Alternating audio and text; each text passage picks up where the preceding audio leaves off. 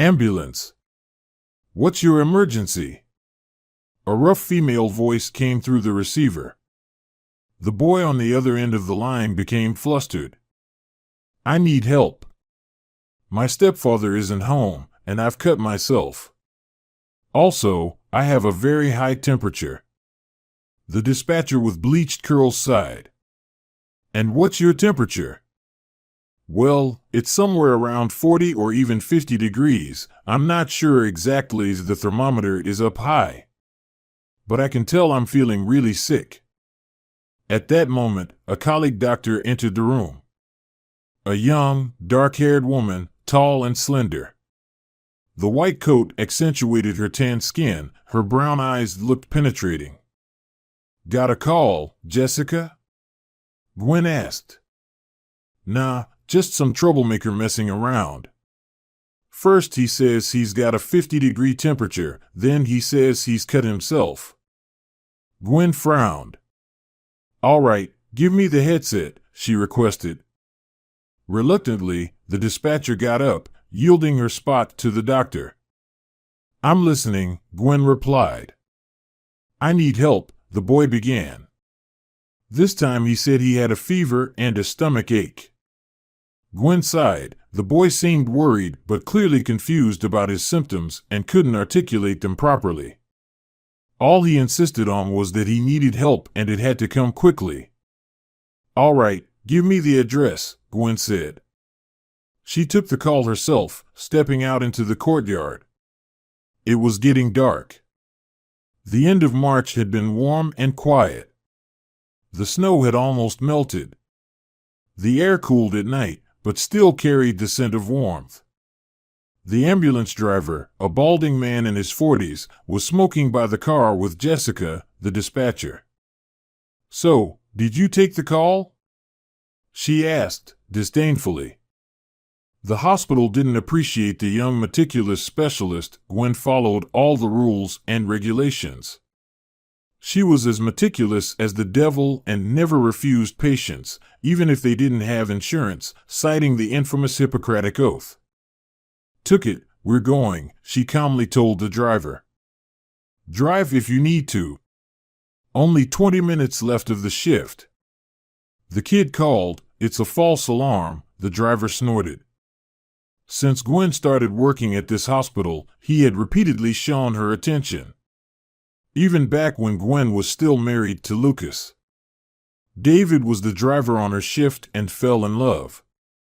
In the first years of her work, Gwen and Lucas were just dating. They got married on the third year when they thought they would soon have a child. All that time David secretly swore his love to her, despite her sharp rejections and threats of complaints. Gwen was not one to flirt or cheat, and David fell deeply in love with her. A week before the scheduled wedding, Gwen had a miscarriage. Lucas wanted to call off the wedding because by then he had already set his eyes on the daughter of the head physician, who, though older, still appealed to him. Out of pity for Gwen, Lucas didn't leave her immediately after the miscarriage. They got married and lived together for another year. During that year, Lucas cheated on her with Kelly. Everyone in the hospital knew about it except Gwen. When she found out, she immediately filed for divorce. Lucas stayed with Kelly, and they quickly got married. This helped him become the head of pulmonology, with the help of his father-in-law, of course. Now they were an official couple, and Gwen remained alone, dedicating herself entirely to work. She continued to work on the ambulance with David. He was overjoyed that his colleague was now single and continued his courtship. But each time, he was met with rejection. A month ago, he got drunk, came to Gwen's house, and caused a scene. He yelled under her windows that he loved her and couldn't live without her. He begged for a chance. Neighbors called the police, putting Gwen in a difficult position. Sobering up, David called a friend who was a cop, and they let him go. I'll tell the chief about this incident. He might not like me, but there's a police protocol, and my address is in it. Everyone knows the chief doesn't favor me, but they'll believe a document from the police, for sure. If you come near me again or even hint at anything, I'll write an official complaint. She threatened him with that, and David got scared.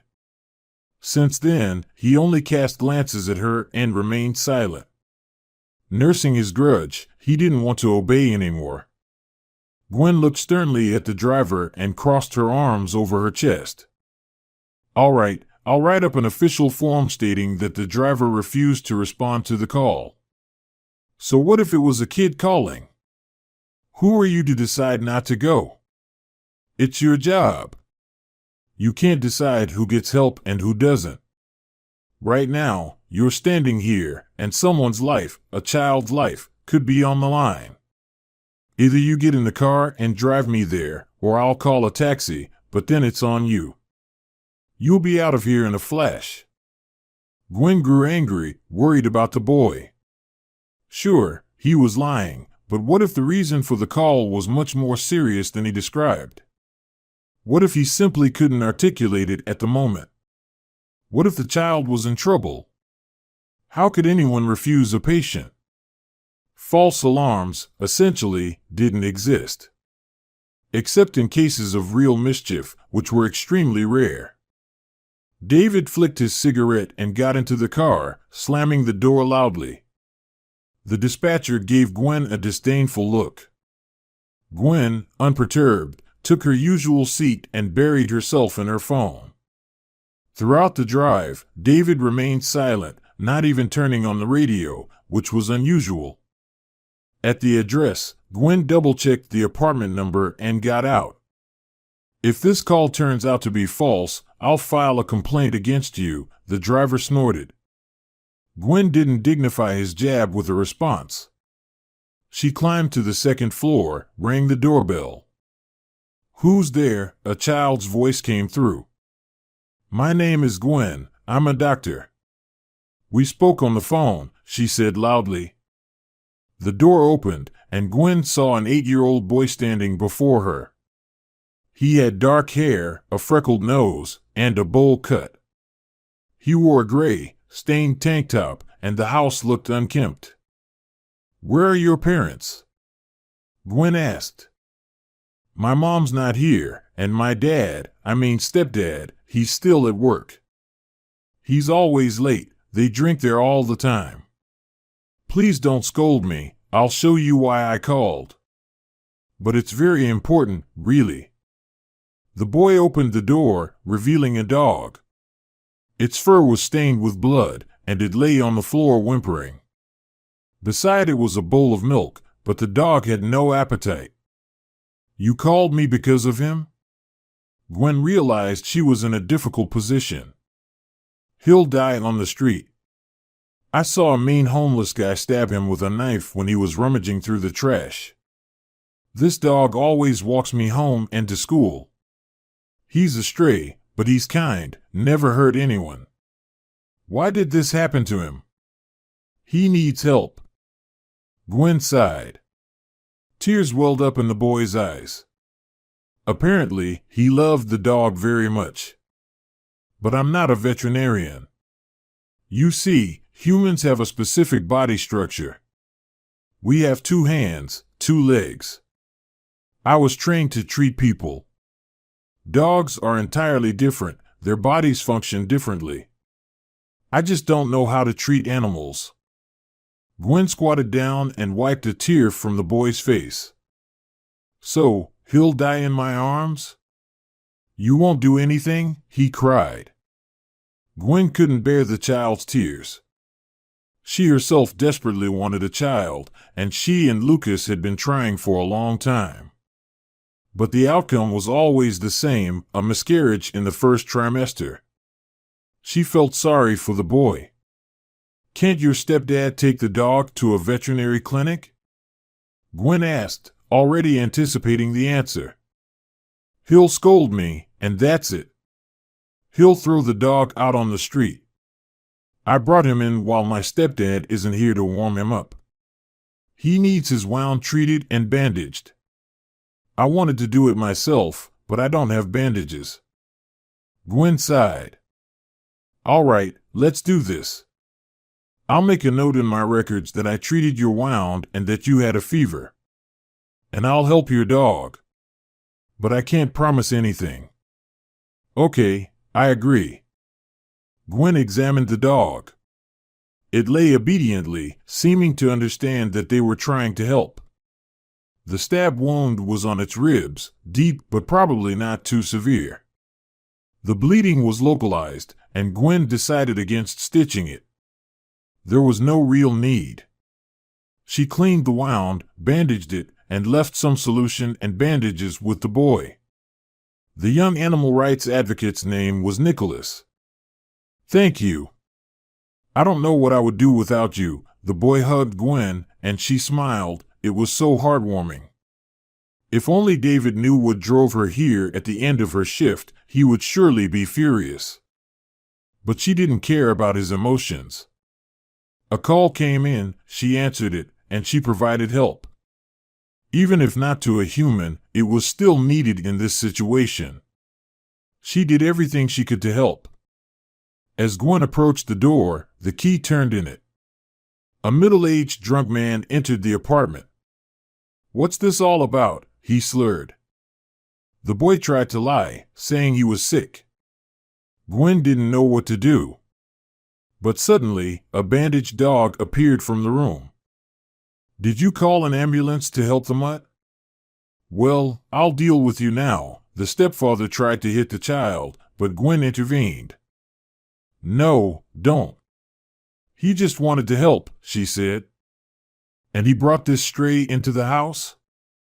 Do you know what happens because of a false call?" He continued trying to hit Nicholas, who dodged and took cover. "I won't report it. I helped the dog. We won't tell anyone." "Calm down. You won't get in trouble for this." Gwen tried to calm the drunkard, but he only grew angrier. "So, you're an animal lover too, huh? Probably stole something on the sly while tending to the mongrel, huh? While you were busy with the mutt, adults weren't around, and this bum let you into the house." The boy's stepfather lunged at her with his fists and almost hit her, but at that moment David appeared behind him. In one swift move, he knocked the drunken thug onto the linoleum. "What do you think you're doing, man?" "Calm down," David said. The stepfather got scared and started to back away. "He didn't hit you, did he?" David asked Gwen. She shook her head. "If you squeak, I'll bury you, got it?" David warned. He took Gwen by the hand and led her downstairs. She was going to fill out the hospital protocol on the way. Right that she was helping the boy, but decided to tell the truth since David saved her. Hearing that Gwen had been helping the dog all this time, he smirked. Well, you'll get a reprimand from the boss tomorrow. And I warned you." For some reason, she thought the driver would show some humanity now that he stood up for her. But David acted differently. He didn't file a complaint but told everything verbally. And the chief physician gave Gwen an unofficial reprimand, embarrassing her in front of the whole hospital. From that day on, they started calling her a veterinarian.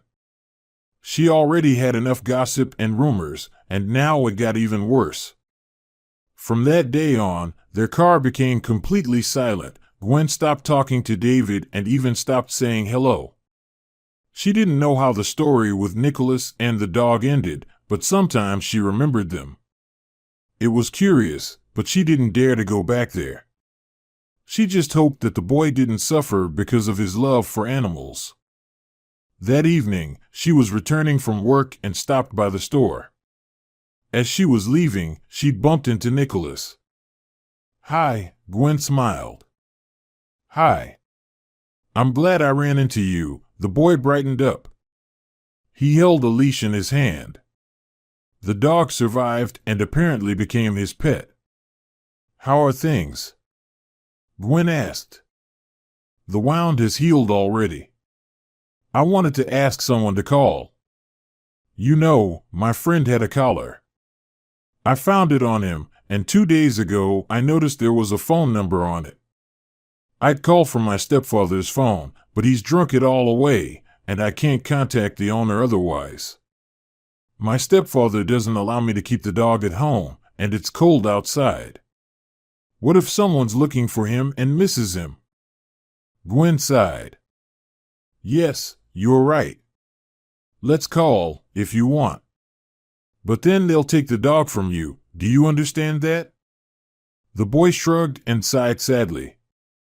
He's been with me for half a year, and all this time I didn't notice there was a collar on him.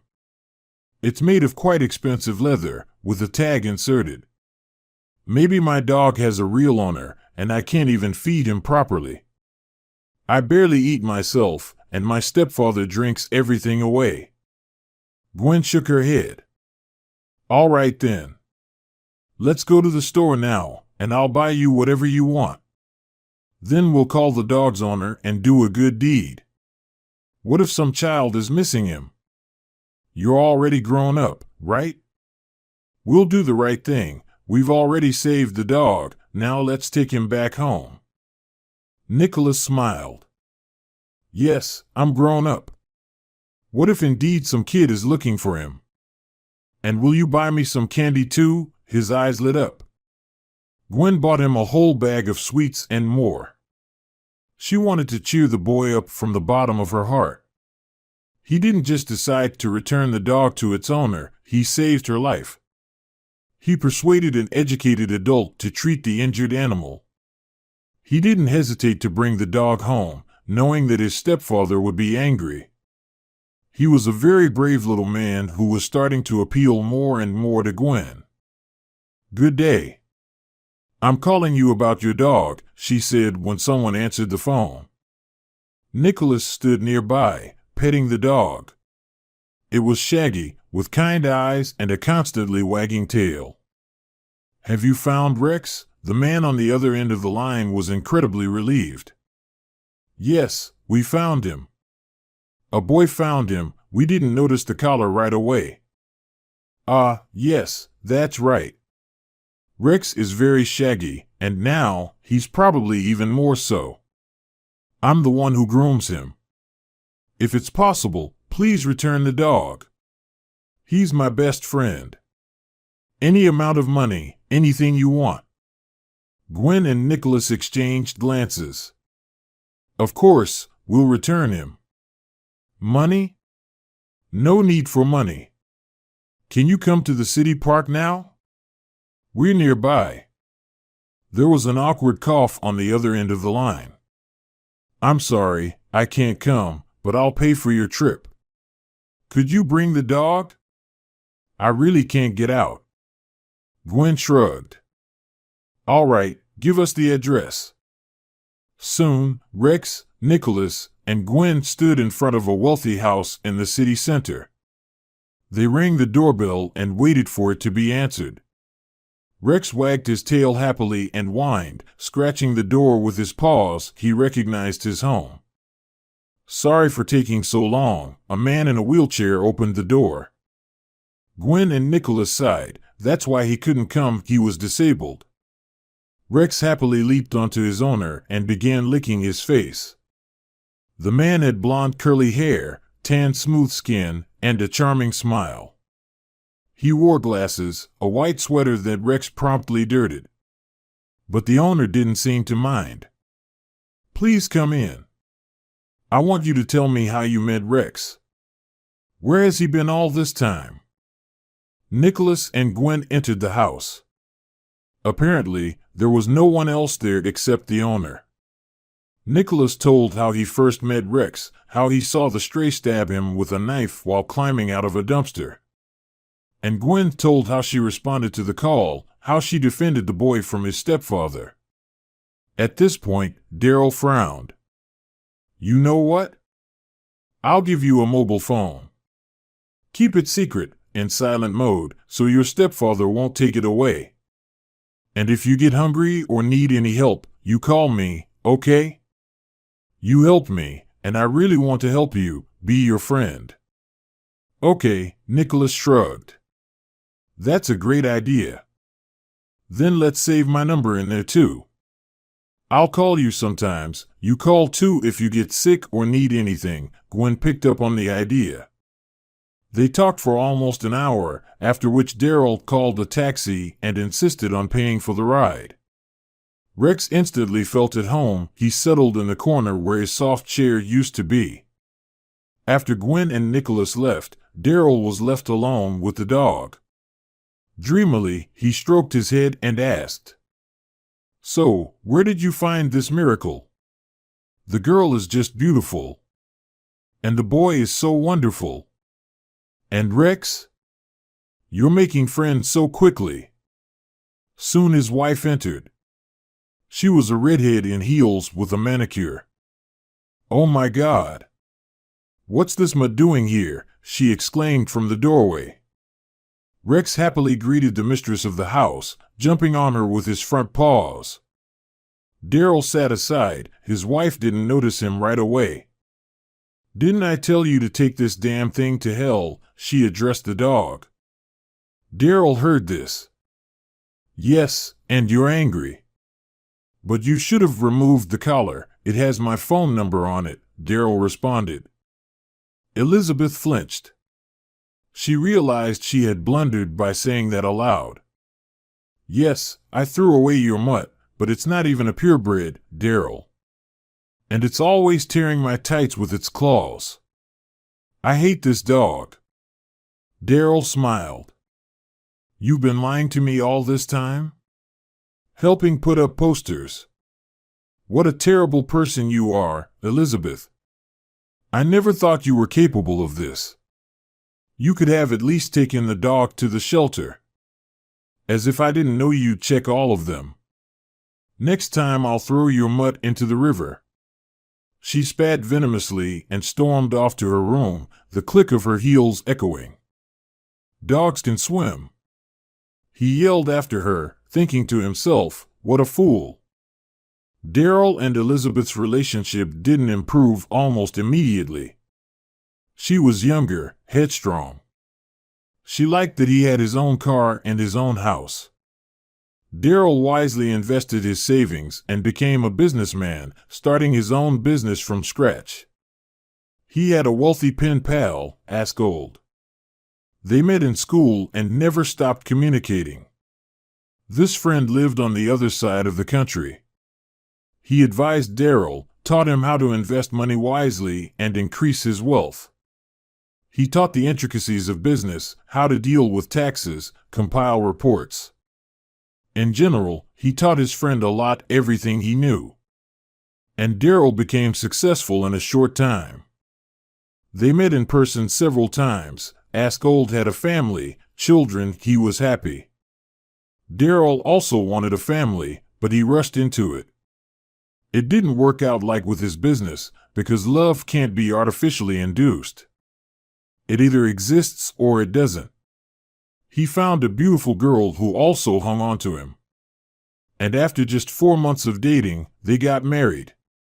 Elizabeth was thrilled with this turn of events, but Daryl soon began to realize that marriages aren't built like this and love isn't chosen. He confessed to Askold that he envied his happiness and also decided to get married, but now he regretted his decision. "Friend, that's not how it works. My wife and I had so many obstacles in our way. We fought and almost broke up. Our families fought us, her ex kept interfering. And now we're together, but we still argue. However, I understand that I still love her anyway. I didn't seek love, it just happened. And it will happen to you too. It's good that you realized you made a mistake in time. I advise you to break up with her. But now it wouldn't be fair. She loves me. You or your money? You said yourself she's materialistic, arrogant. One doesn't exclude the other. She says she loves. She cries when we argue. Well, I don't know. If you're unhappy with her, it's better to tell her directly. I wouldn't want someone to date me out of pity. This conversation took place 2 years ago. All this time, Daryl couldn't bring himself to end the relationship. Sometimes it seemed like he got used to it, almost started to love Elizabeth. But then everything returned to normal. The relationship deteriorated, went downhill. But neither of them ended it. And since the accident, when Daryl ended up in a wheelchair, everything became even worse. He almost died. Elizabeth was scared for him. She didn't leave his bedside. But when the doctor said he wouldn't walk again, she distanced herself sharply, didn't help him with anything. And it was as if she blamed himself for not being able to go everywhere with her like before. Living with someone confined to a wheelchair is difficult, and Elizabeth didn't hide it. She didn't like this kind of life. Daryl kept waiting for her to break up with him on her own, but for some reason she didn't leave. Apparently, because of the money. Since Gwen and Nicholas brought the dog to Daryl, 3 weeks had passed.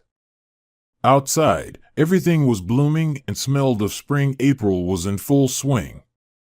Cool nights were replaced by warm sunny days. Love was in the air. Gwen called Nicholas almost every day, as did Daryl. The boy told him about her, and she about him. They didn't communicate directly, but through the boy, they knew everything about each other. Daryl desperately wanted to ask Nicholas for her phone number, but he couldn't bring himself to do it. Gwen seemed so unapproachable to him. Although, she was also interested in Daryl, but she wasn't the type to impose herself on a man. She was firmly convinced, if he wanted, he would find her number, find her herself. And if not, then he didn't want it that much. That day, Daryl called Nicholas again. He decided to ask the boy if Gwen had a husband or fiancé. He would take him as an accomplice and confess that he really liked her. Maybe Nicholas would bring them together. The boy was smart, but he couldn't raise the subject. Nicholas was crying when Daryl called him. What happened? Can you talk now? Daryl asked. My stepfather beat me. Why? Because I refused to go out. He wants me to beg for money on the street after school. And then he'll buy cigarettes and booze with that money. But I don't want to. I begged for money once, but I was so ashamed. And my classmates saw me and told everyone. I don't want it to be like that. He's making you beg? Daryl was shocked. Yes. I'll be there soon, he said and hung up. Meanwhile, Nicholas wondered how he would arrive. After all, he was in a wheelchair. However, Daryl could arrange for a special vehicle to be called for him. The driver arrived at Nicholas's house and, upon the passenger's request, went up to the second floor and then knocked on the door. Nicholas's stepfather opened it and gruffly asked, "What do you want?" "They're asking you to come down. Someone wants to talk to you." "I'm not going anywhere." "If someone wants to talk to me, they can come here themselves," the stepfather retorted. "I must insist. Someone who is confined to a wheelchair is asking you to come down. He has a serious matter to discuss with you." "It won't take much time," the driver explained. The stepfather slammed the door in his face. The driver returned, shrugging his shoulders. "He refused," he reported. "All right," sighed Daryl. He called his security guard from the office. The guard arrived in 20 minutes, went up to the second floor, and knocked on the door again. "I already told you, I'm not going anywhere. Not for any handicapped person." "Go away," the stepfather exclaimed before being cut off. The guard grabbed him by the collar and dragged him out of the entrance. Daryl sat in the parked car. "Good day. Sorry we had to resort to force, but there was no other way to talk to you. You don't have a mobile phone, as I understand?" Daryl began. The stepfather introduced himself as George. Daryl explained that he knew Nicholas and wanted to protect him. If I ever see a bruise on his body, I'll come, and my guard will be with me. Then it won't be me talking, it'll be him. And he's mute, just so you know, doesn't talk if you catch my drift. Nicholas will never beg for alms, and you will find a job and provide for your child. I want him to be fed, clothed, and shod, to have a childhood. I can strip you of parental rights in a heartbeat.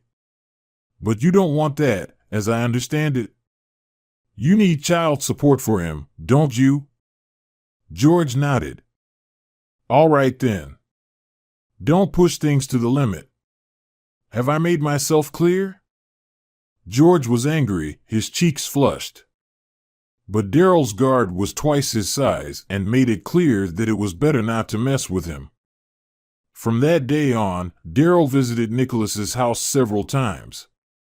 He took the boy away, but first he called George. Now George always came downstairs. I'll take Nicholas to the park, you don't mind?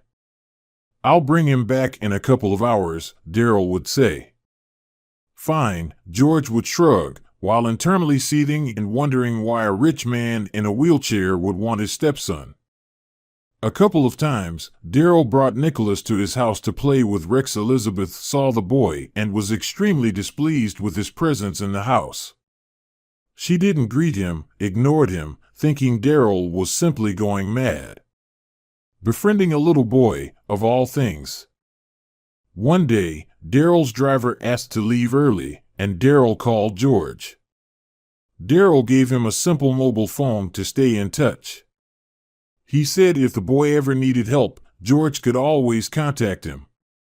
George was afraid to send Daryl away.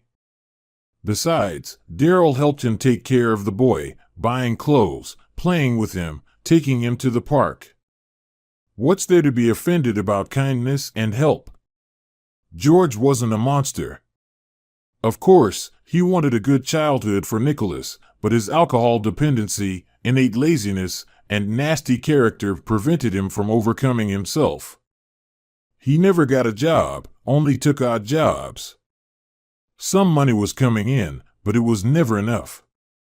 George, could you take a taxi and come get Nicholas? I'm afraid to let him go alone. I'll pay for the ride. George had just returned from work. He took a shower, got a beer from the fridge.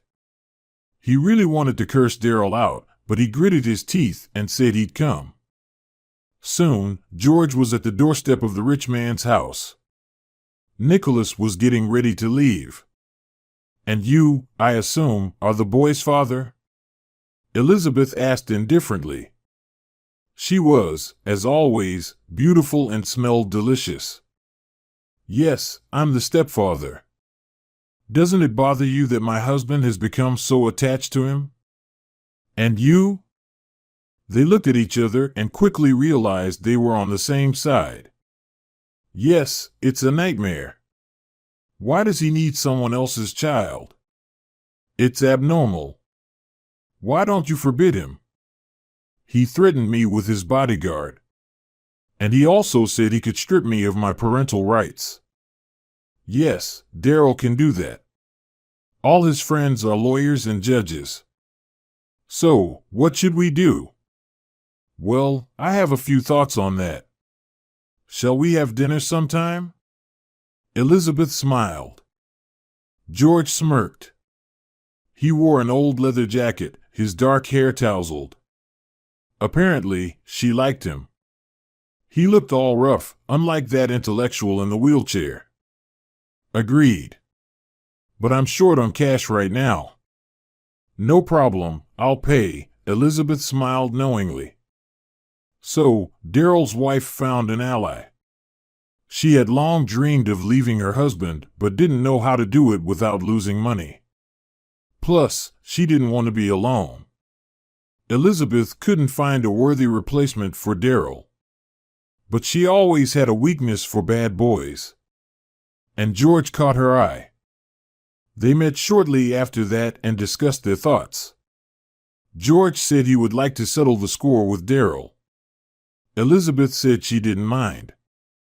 It would be much more profitable for her to become a widow than to divorce. They sat in a restaurant, George holding Elizabeth's hand and gazing into her eyes tenderly. She melted under his piercing brown gaze. George had cleaned himself up for this meeting, shaved. He was one of those men who instantly made an impression. Quite handsome, middle-aged. Elizabeth wasn't bothered by his drinking and unemployment. She was instantly smitten. You know, I'd be happy to become a widow, but I'm a bit delicate. If you could. You're a real man, it shows. She smiled, gazing into his eyes. I can, if you want, but it's serious business. Will you regret it later? He's your husband, not a stranger. I'll take him out now, and then you'll start crying, blaming me. I don't want to end up in jail. Me? I don't care about that wimp. I hate him, just so you know. I don't need him, he just gets in the way. In case of divorce, I'll get almost nothing, since he started the business before the wedding, and everything belongs only to him. We have no children, the apartment is also his, bought before the marriage. I'll take only my things, but I want to stay in this house with someone who will truly appreciate me, she smiled, stroking his hand. Yes, a woman like you should be appreciated. You deserve better. They spent a long time in the restaurant, then went to a motel to get to know each other better. Elizabeth returned home from there around midnight. She had never stayed out so late before, and Darryl realized she had probably been with someone else. He expected that, as he himself was now disabled. It didn't hurt, he just hoped she would gather her things and want to leave. But it didn't turn out that way. In the morning, Elizabeth said she wasn't satisfied with their cleaner. This is already the third one. What didn't you like about Mrs. Wright? She's been with us for almost a year. I think she's perfect. Not too pretty, so you wouldn't be jealous, like with Wendy. No children, so she doesn't take sick days, like with Victoria. But what's the matter now? Yesterday, the boy's father, whom you've been feeding, came here. So, he doesn't have a steady job. I think it would be much more beneficial if you hired George. If you want to help the child, get his father a job. And Mrs. Wright can stay part-time, she'll take care of the house, and George can take care of the yard and garden. And the boy will be with you more often, since you want that. Darryl sighed. He saw that Elizabeth and George had exchanged a few words yesterday. Of course, he guessed that Elizabeth didn't just decide to help him for nothing. He also guessed that they probably spent the previous night together. But he didn't really care about her, and giving George a job wasn't a bad idea, after all. Will he agree?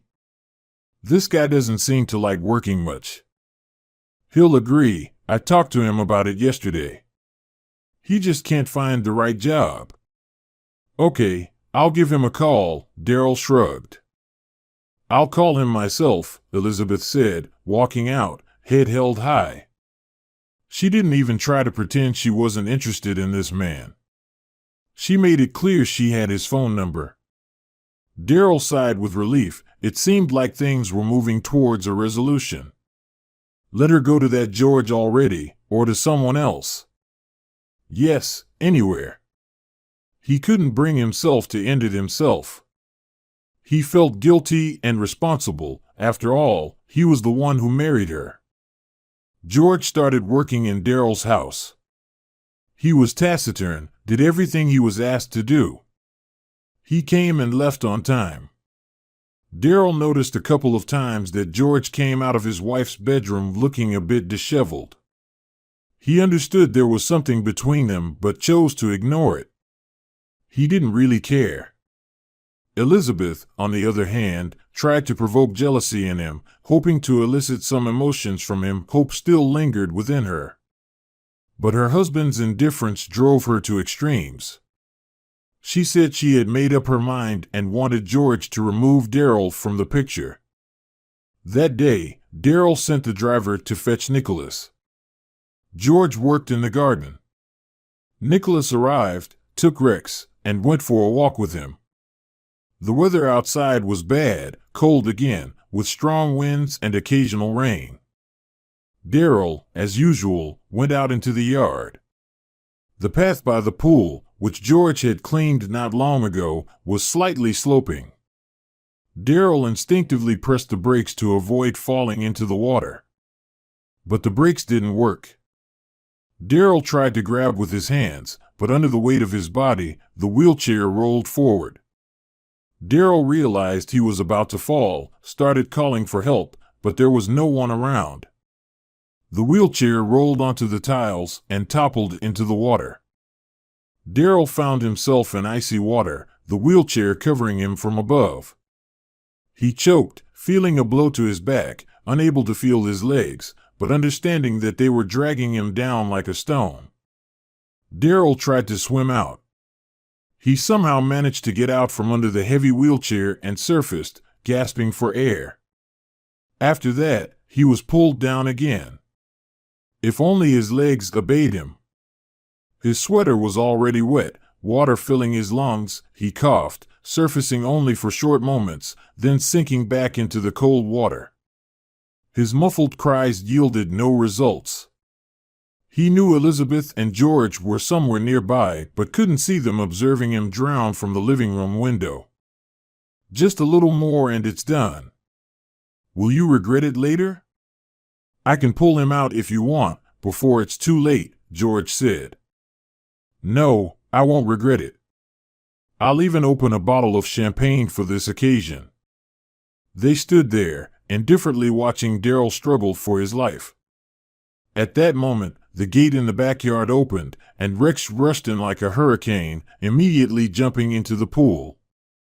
Nicholas followed suit. He also jumped into the water without hesitation and helped Daryl reach the edge. I can't pull you out, you're heavy, Nicholas said, shivering from the cold. He made several attempts to lift Daryl, who was already shivering and had swallowed water. Run into the house, get your stepfather, he'll help. Go call him. But won't you drown? Nicholas worriedly asked, getting out of the pool. No, run. I'm holding onto the edge. Being in the icy water was unbearable. Nicholas ran into the kitchen, where his father pretended to be fixing a faucet. Elizabeth had already gone upstairs. They both saw that their plan was ruined by Nicholas and Rex. Help, quickly. Daryl fell into the pool. George rushed to help Daryl with a concerned look. Daryl thanked his savior. They retrieved his wheelchair from the pool. However, all this time, Daryl sat outside in wet clothes and caught a cold. He started feeling ill when he finally made it to the shower. That evening, Elizabeth and George were sitting in a cafe near the house. Daryl was in bed, shivering. Maybe it's for the best. We didn't take any guilt on our souls. I could have finished him off, of course. I could have done it myself, but it's disgusting, George admitted.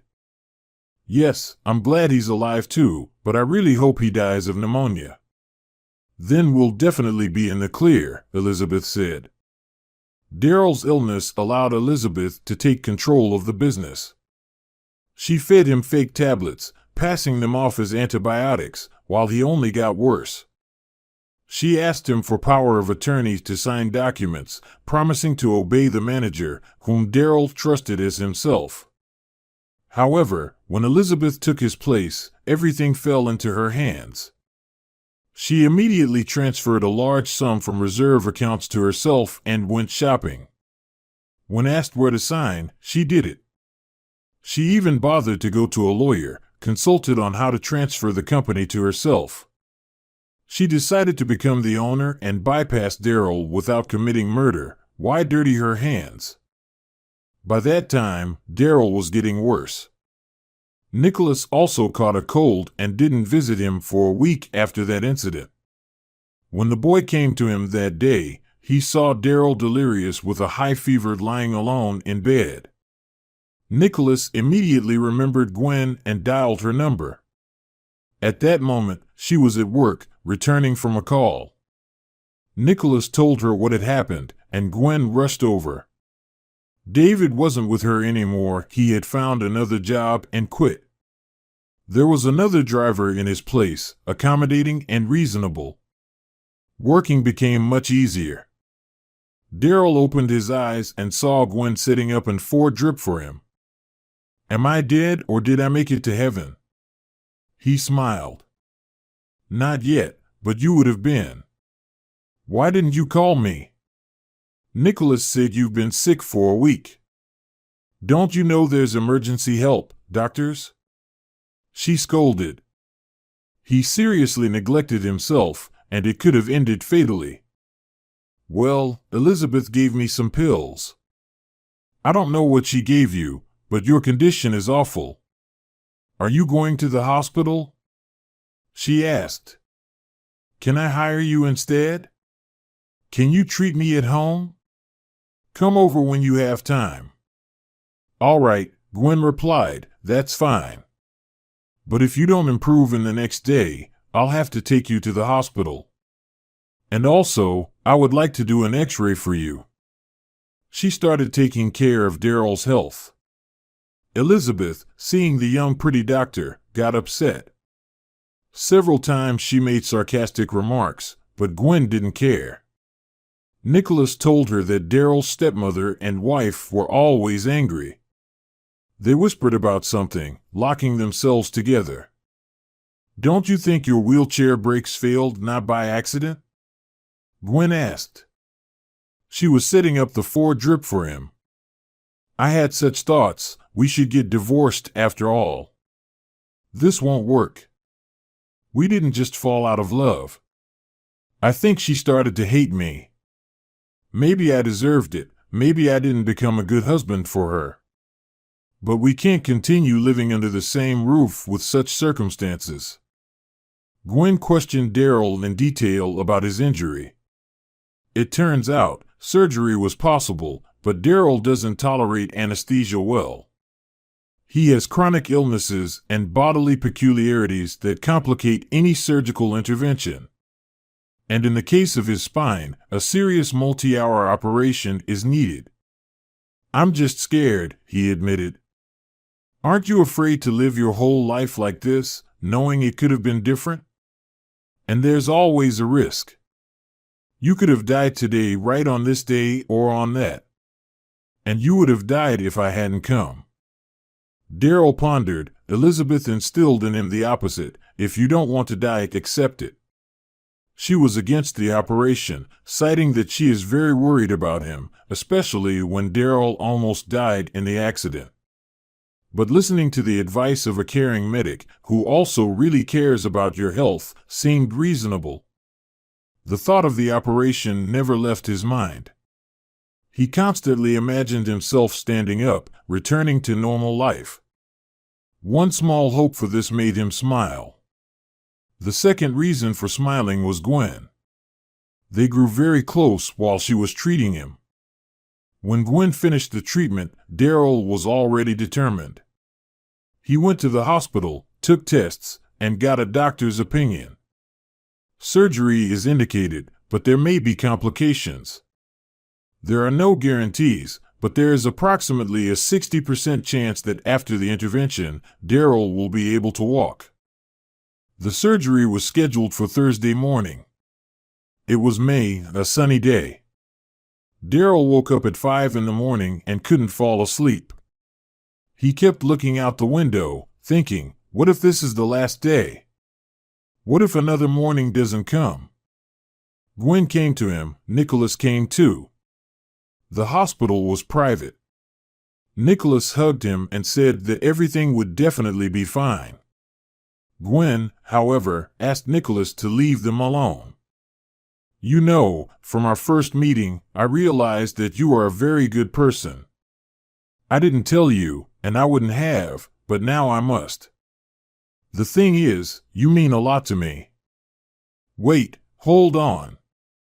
You want to say this because I might die, right? No, I'm just very anxious. I want you to know that you've become very important to me. Hold on. He interrupted again. Tell me when I wake up. And I have a lot to say to you too, but after the operation.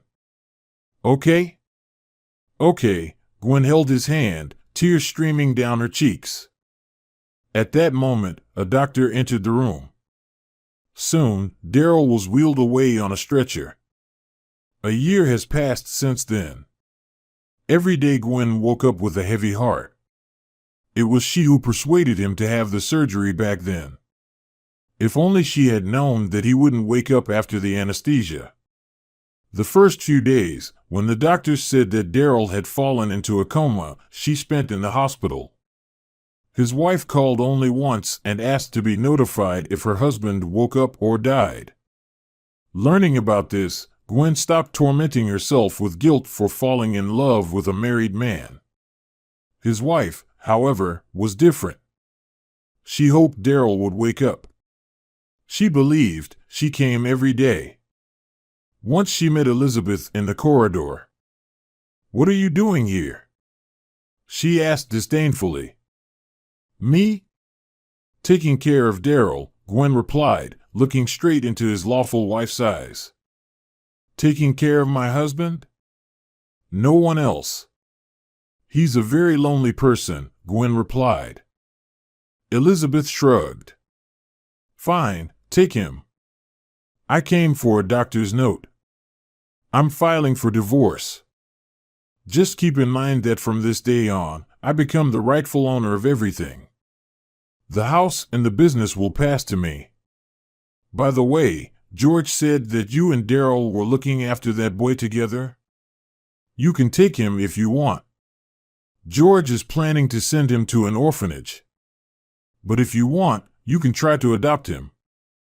We don't need other people's baggage." Gwen was stunned. What a turn of events. What audacity. And where do they make such poor imitations of a human being? It seems like, you look at her 2 hands and 2 legs, just like everyone else, but inside there's a huge black hole instead of a soul. Daryl didn't wake up on the 3rd or 10th day. At first, life support was maintained using his own funds, to which his work assistant had access. But the hospital where Daryl lay was private, which meant it wasn't cheap. When the money ran out, Gwen turned to Elizabeth. After all, she started managing everything Daryl had. Elizabeth refused and even personally came to the clinic to ask for him to be disconnected from the life support machine. She wanted to put an end to it and become the sole legal owner of the house and business. Daryl's assistant visited him every day. He continued to manage the affairs for a long time, and then Elizabeth fired him. "Daryl has a friend, call him. I'll give you the phone. His name is Askold. They've been friends since childhood. He's a very wealthy man," he said, and gave Gwen the phone number. By that time, Gwen had already quit her job and got a job as a nurse at the private clinic where Daryl lay in a coma. This way she could be closer to him. For a while, she paid for his stay in the ward, but money was catastrophically short. Nicholas and Rex lived with her. She took the boy. She explained the whole situation to the women from social services, and they helped Gwen become his guardian. Now Nicholas lived in normal conditions. Gwen helped him with his lessons, dressed him. That day Gwen came to work as usual for the evening shift. Nicholas also came with her. Rex was left in the yard, tied to a pole. But he was behaving very restlessly. Gwen didn't see how the dog broke the leash and rushed into the hospital, scaring the guard. He rushed after the dog. Gwen was already approaching the ward when Rex nearly knocked her over. He ran inside and started barking wildly. Gwen was the first to arrive and saw such a scene. Rex was lunging at Elizabeth, who was cornered in the corner. One of the wires was disconnected from the life support machine. "I just came to visit Daryl. Get rid of this mutt. Is this a hospital or a zoo?" Elizabeth was indignant. Gwen calmly approached the machine and restored everything as it was. "You disconnected the monitor. You should have pulled out the other wire, this one." Gwen pointed to the thick black cord leading to the machine. Elizabeth was still standing by the wall. Rex was barking at her, not letting her move. "I didn't disconnect anything. Your mutt burst into the room and tore the wires." Elizabeth stomped on the dog, and Rex backed away. She raised her head and walked past. So Rex saved Daryl's life. He seemed to sense trouble, and finding the ward wasn't difficult for him. Gwen sometimes brought him to the hospital at night, hoping that the dog would lick Daryl's hand and he would wake up. Gwen told the head doctor about this story, and he ordered to print out a photo of Elizabeth from the surveillance cameras and not to let her in anymore. "But you understand. It's not affordable for you alone to maintain him. You'll have to make arrangements with another clinic or disconnect him. And I advise the latter option, let him go. It's been a year already, there's hardly any chance," the head doctor sympathetically pronounced. That same day Askold called back. "Don't disconnect him for anything. Daryl will fight as long as it takes. I'll send the check immediately," he shouted into the receiver. "I'll come. Just don't disconnect him." Gwen was so relieved. At the moment of the conversation, she was in the hospital room. When Askold hung up, she took Daryl's hand. "Well, your friend will help us.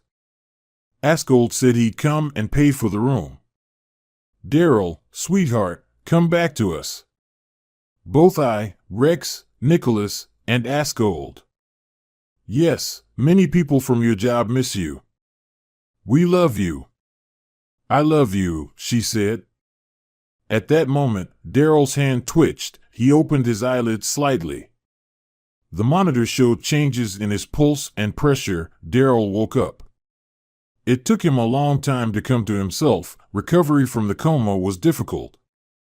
He spent 4 months in the hospital before he could return home.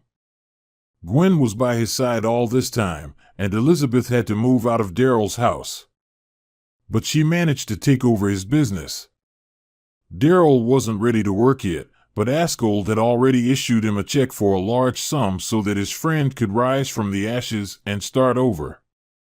Askold came personally as soon as he found out that Daryl had regained consciousness. He met Gwen. "This is the kind of girl you need. I think she really loves you. Not like it was with Elizabeth, you know?" Daryl nodded. "I think I love her too." Starting from scratch was hard. Daryl was still weak, still in a wheelchair. However, he could feel both of his legs and was gradually recovering. The operation was successful, but waking up from anesthesia turned out to be very difficult. A year later, when Daryl was already standing on his own with a cane, Elizabeth appeared on the doorstep of his house. She was still beautiful, but her gaze was different, troubled. "Do you remember your partners? Today they stormed into our house with George, turned everything upside down. Why did you even work with gangsters? What are we going to do now? The business is ruined. They say they'll kill George." Daryl took off his glasses and looked carefully at his ex-wife. "I knew who I was getting involved with, but I never borrowed from them. We settled up immediately and honestly split the profits. Talk to them, they respect you." "Me? With them? About what? You stole my business, and now you're saying you're having problems and asking for help? Just give back the money, Elizabeth, and everything will be fine." "But I don't have it. If I go into debt, we'll be bankrupt." Do you want me to lend you money? Elizabeth looked him in the eyes. Asking him was audacious on her part. And can you? We'll pay it back, honestly. Sorry, I can't and don't want to. Don't come back, okay? Darryl said calmly. He said it kindly, without anger. Elizabeth left. She didn't know that on that very day, Gwen and Darryl had submitted an application to the registry office and were preparing to celebrate this event. They had no time for Elizabeth and her problems. And later they found out that Elizabeth and George had failed. They had to get into debt and sell everything they had to settle with serious people. On this basis, they went their separate ways. Elizabeth quickly found herself a new man. This time her chosen one was a 60-year-old businessman. Everyone understood that she was with him only for the money. Everyone, including the man himself, but he didn't care. Elizabeth was a beautiful doll for him, a symbol of prosperity. She made him feel young again, but he didn't rush to marry her and apparently didn't plan to. As for George, having tasted the rich life, he also didn't want to return to his shabby apartment and began a romance with a wealthy married woman. At first with one, then with another. He didn't remember Nicholas, didn't call or visit. He had huge debts, so George constantly changed his place of residence. He even bought himself a fake passport to hide from creditors. He became a professional playboy. But as soon as he managed to get some money from some foolish in-love lady, George immediately blew it all on drinks and cards. It backfired on him. He never managed to buy himself a house or a car. The maximum he could afford was more expensive things to impress another elderly lady. Gwen and Darryl officially adopted Nicholas. Gwen confessed that she couldn't have a child and told about her unsuccessful attempts in her first marriage. Darryl said they would adopt a baby. In the worst case, they would use the services of a surrogate mother. In this case, they still had a chance for another child. However, they soon found out that Gwen was 3 months pregnant. It happened naturally. And the pregnancy went quite smoothly. After the due date, Gwen gave birth to a healthy girl weighing 3,800 grams. Darryl was the happiest father. By that time, the business already fully covered their expenses and allowed them to live without need. But Gwen's pregnancy wasn't a surprise for this couple. Once, Darryl decided that his son would want to know about his biological parents. He began to search for information and discovered that Gwen's biological mother's sister had given birth to a daughter long ago and left her husband. She was raised in her father's family and had no ties with her mother's family. She was the one who gave birth to Nicholas and, like her mother, once left the child with his father. Or rather, with her stepfather, who didn't dare to send Nicholas to an orphanage since he himself grew up in a shelter. He decided it was better to have him somehow than there.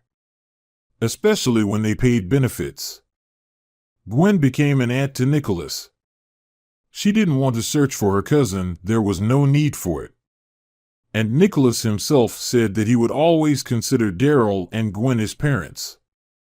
He wouldn't search for other parents.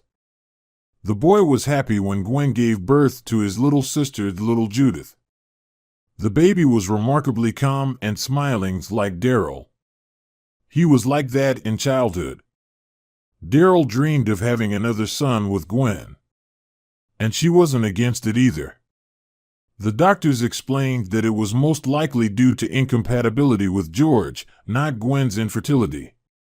She turned out to be perfectly healthy. Nicholas was happy with Darryl. Gwen adored her sister, loved taking walks with her. And Rex was always there, protecting the family from any danger.